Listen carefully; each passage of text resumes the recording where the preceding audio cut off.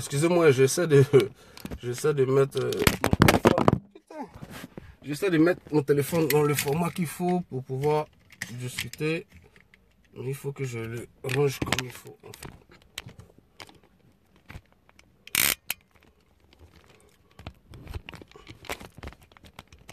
Voilà, donc donnez-moi juste quelques minutes, le temps.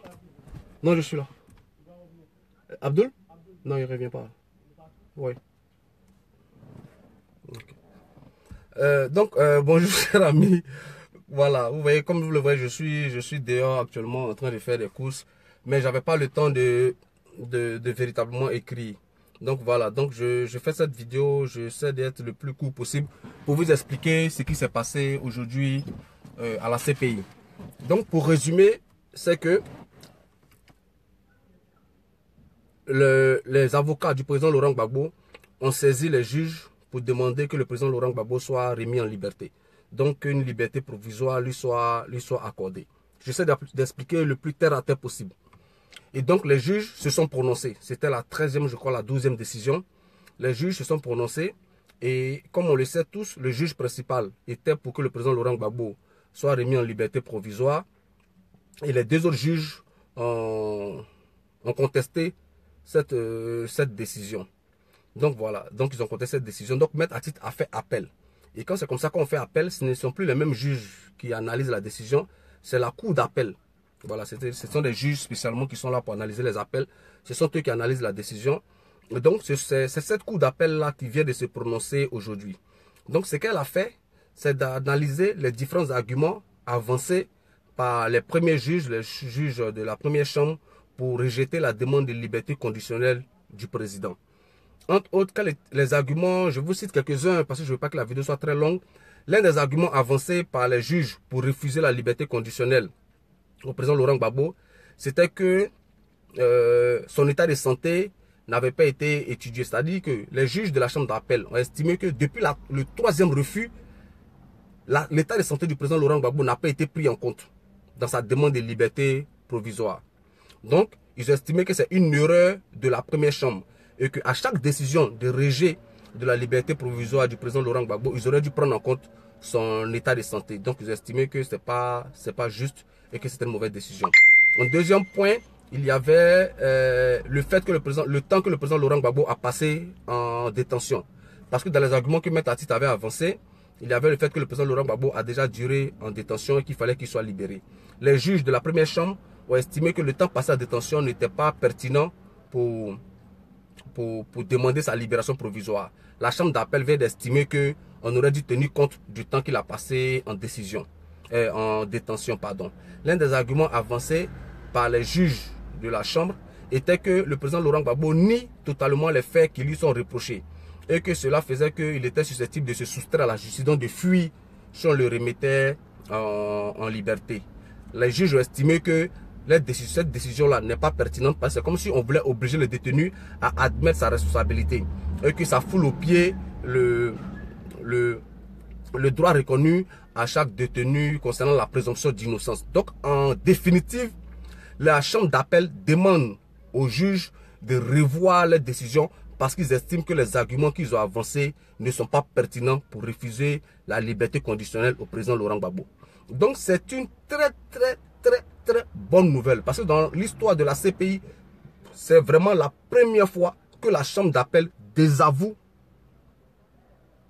la chambre 1, la chambre de première instance. Donc en clair, ça veut dire que dans quelques jours, les juges de la chambre d'appel qui avaient refusé la liberté provisoire au président Laurent Gbagbo sont obligés d'analyser à nouveau son dossier et en vérité de se prononcer pour qu'il soit remis en liberté. Voilà, donc si tout se passe bien, dans disons 90 jours maximum, les juges doivent à nouveau se prononcer. Et en principe, il y a de fortes chances que le président soit remis en liberté. J'essaie de vous expliquer sans trop de chichi le plus calmement possible. Donc, si on veut résumer, c'est que la chambre d'appel vient de désavouer les juges de la CPI. C'est-à-dire vient de désavouer les deux juges. Retenez que sur les trois premiers juges qui composent la chambre d'instance, le juge Kuno s'était prononcé pour la remise en liberté du président Laurent Gbagbo, mais il avait été désavoué par les deux autres juges. et il avait produit ce qu'on appelle une opinion dissidente. C'est-à-dire pour expliquer pourquoi il estimait que le président Laurent Gbagbo devait être libéré. Et donc, comme il a été mis en minorité, le président a été gardé en détention. Mais Maître Atit a fait un appel. C'est-à-dire, il a fait appel de cette décision de la justice. Et donc, aujourd'hui, c'est la cour d'appel qui a analysé la décision des juges de la première instance. Et ces juges-là ont estimé que la décision rendue par la cour d'appel, les juges d'appel donc, ont estimé que la décision rendue par les juges de la première instance n'est pas pertinente et que les arguments qu'ils ont avancés ne sont pas des arguments assez pertinents qui peuvent justifier que le président Laurent Gbagbo soit maintenu en détention. Ça veut dire que c'est une grosse victoire, mais vraiment on ne mesure pas encore, mais c'est une très très grosse victoire que nous venons de remporter parce que dans l'histoire de la CPI, c'est la première fois, c'est vraiment la première fois que la chambre d'appel désavoue publiquement la chambre de première instance. Et moi je tenais à féliciter tout le monde, à féliciter tous les camarades. Depuis hier, on avait ces informations, mais je voulais qu'on soit calme parce qu'on ne sait jamais avec ces gens-là. Et c'est la preuve que notre combat est en train de payer. C'est la preuve qu'on est sur la bonne voie, il faut rester serein. Donc, les juges vont se réunir, ils vont donc réanalyser ou analyser à nouveau la décision qu'ils avaient rendue il y a quelques temps de cela. Et vraiment, sauf cataclysme, il y a de fortes chances que le président Laurent Gbagbo puisse bénéficier d'une liberté conditionnelle ou d'une liberté provisoire. Mais en même temps, il faut qu'on vous explique, parce qu'il y a une différence. Excusez-moi, j'ai chaud. Je ne peux pas allumer mon moteur pour mettre la clim, sinon je vais exposer ma batterie. Mais je vous explique, il y a une différence entre une liberté conditionnelle et une liberté provisoire. La liberté provisoire, c'est-à-dire que le président Laurent Gbagbo peut s'installer dans n'importe quel autre pays en ratifier le statut de Rome instituant la CPI et venir se présenter lorsque le procès est en cours.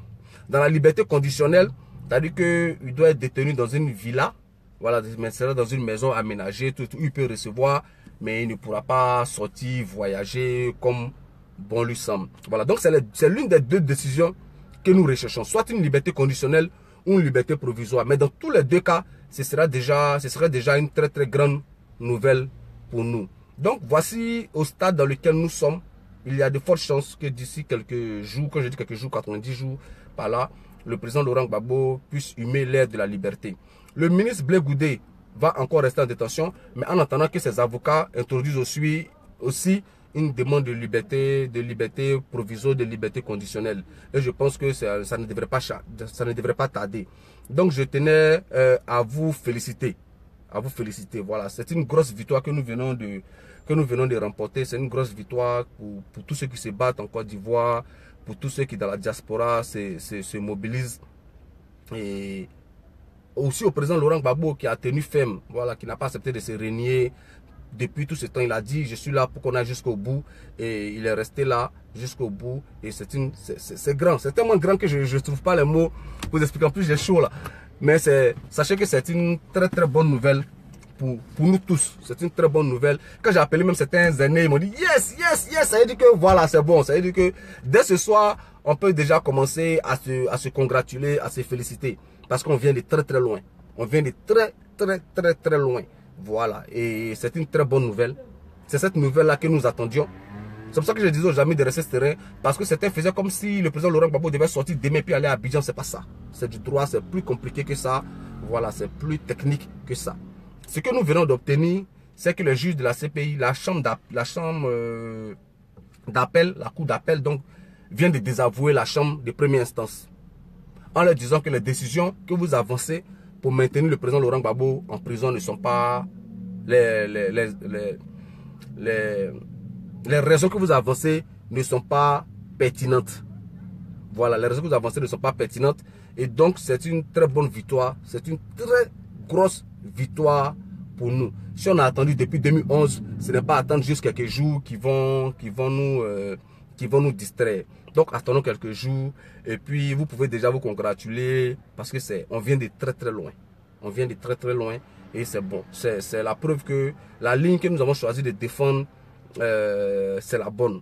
C'est la preuve qu'on peut obtenir des victoires sans avoir besoin de se renier. C'est la preuve qu'on peut obtenir des avancées sans avoir besoin de renoncer à ces idéaux. Donc félicitations à vous tous, à tous les Ivoiriens, à tous ceux qui depuis le début se battent, qui croient dans le combat que nous sommes en train de mener, tous ceux qui s'investissent en dépit des risques que nous encourons, parce que c'est gros en fait, c'est gros. Moi je vais vous laisser là parce que nous on est en train de... Je reçois plein d'appels d'un peu partout, les aînés qui m'appellent un peu partout, mais c'est une grosse victoire. Sachez que c'est une grosse victoire. Et puis voilà, moi je quitte le boulot là, je suis en train de chercher à rentrer à la maison, mais on a le droit d'être content. On peut être content, on peut se congratuler, on peut crier. Voilà, il y a de fortes chances que le président soit libre dans quelques jours. Maintenant, reste à savoir si ce sera une liberté conditionnelle ou une liberté provisoire qui lui sera accordée. Nous ne savons pas, mais au moins, il y a de fortes chances qu'il sorte des locaux de la CPI. Donc, c'est une grosse victoire. Et je tenais à vous saluer tous, à vous féliciter et puis vous dire qu'on est ensemble. On est ensemble et puis voilà, on continue. On n'oublie pas aussi le ministre Blé Goudé et je sais que ses avocats vont pas tarder à introduire une demande de liberté conditionnelle ou provisoire pour lui aussi et on suivra les choses de près parce que si le président Laurent Gbagbo, une liberté conditionnelle, une liberté provisoire lui est accordée, il n'y a pas de chance, il n'y a pas de raison que le ministre Blé Goudé n'en bénéficie pas. Donc voilà, donc on est comme on dit en Côte d'Ivoire, on est au COI et puis on attend, voilà, on attend parce que c'est une grosse victoire parce que tous ces gens qu'on affronte là, on affronte aujourd'hui ce qu'on appelle même la communauté internationale, c'est tous les pays qui sont ligués contre nous parce qu'ils estimaient qu'on ne servait pas leurs intérêts et aujourd'hui, le fait de les emmener eux-mêmes à se dédier, parce que même quand les juges de la cour d'appel aujourd'hui contredisent les juges de la première instance, c'est pas par plaisir, c'est parce que les arguments sont trop faibles pour pouvoir tenir. C'est parce qu'on a réussi à alerter l'opinion internationale sur l'injustice qu'on vit. Donc c'est une grosse victoire avec les pétitions, toutes les mobilisations à la haie, ce qui se passe en Côte d'Ivoire, le fait que les gens tiennent, c'est une grosse chose. Donc je tenais à vous féliciter. Donc merci à vous tous. Et puis on passera toute cette semaine à expliquer la décision. Mais je tenais déjà à vous féliciter. Voilà, je pense que le président Laurent Gbagbo, là où il est, il doit être fier de vous. Il doit être fier de vous. Le premier jour, la première manifestation à la haie, bon, c'était pas la première, mais la plus grande avant celle-là, il avait dit, si vous tenez, je tiens, si Sangaré tient, je tiens. Je pense qu'aujourd'hui, on lui a montré que nous, on tient. Et que nous, on a toujours tenu. Voilà, on a toujours tenu et on continue de tenir. Donc, on lui a montré qu'il a raison de tenir aussi pour nous. Parce que c'est surtout pour nous aussi qu'il tient. Donc, voilà. Et donc, apprêtez-vous. Apprêtez-vous. Je pense qu'on va se programmer une grosse manifestation à la haie, ces temps-ci là. Donc, tous ceux qui peuvent se mobiliser, apprêtez-vous. Voilà, Léonie, apprêtez-vous. On va se faire une grosse mobilisation à la CPI pour dire qu'on est d'accord avec ça. Voilà, on est d'accord avec ça et qu'on attend que notre président soit libéré. Donc, merci à vous et puis portez-vous bien.